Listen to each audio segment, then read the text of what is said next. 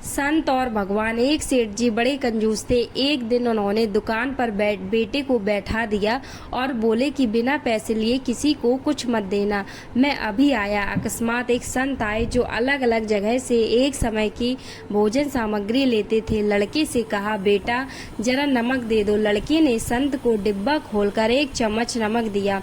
सेठ जी आए तो देखा कि डिब्बा खुला पड़ा था। सेठ जी ने कहा कि क्या बेचा?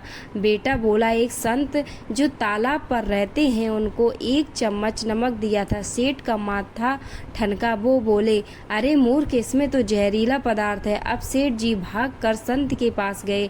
तब तक संत भोजन बनाकर भगवान का भोग लगाकर खाने की थाली लेकर बैठ चुके थे। सेठ जी दूर से ही बोले, महाराज रुकिए, आप जो नमक लाए थे नमक नहीं था बल्कि जहरीला पदार्थ था। कृपा करके आप ये भोजन ना करें। संत जी बोले, भाई हम तो प्रसाद लेंगे ही, क्योंकि भोग लगा दिया है। भोग लगाकर भोजन छोड़ नहीं सकते। अगर भोग नहीं लगता तो भोजन बेशक छोड़ देते। यह कहकर संत ने भोजन को प्रसाद समझकर खाना शुरू कर दिया। सेठ जी के होश उड़ गए। वो रात भर वहीं बैठे रहे। सेठ को रह रहकर ये चिंता सता रही थी कि अगर संत को कुछ हो गया तो बड़ी बदनामी होगी। रात में अगर तबीयत बिगड़ी तो कम से कम वैद्य को दिखा देंगे।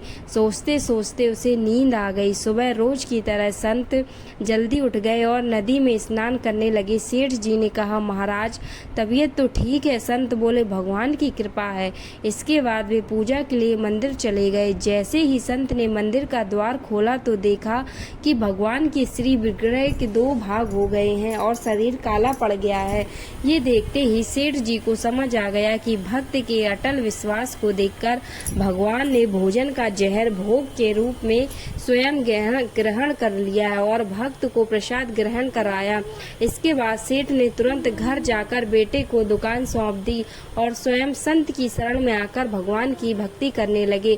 प्रेम से बोलो, ओम नमो भगवते वासुदेवाय नमः। तो दोस्तों, कैसा लगा वीडियो हमें कमेंट्स में बताएं और ऐसे ही वीडियोस के लिए इस चैनल को सब्सक्राइब करें, वीडियो को लाइक करें। धन्यवाद।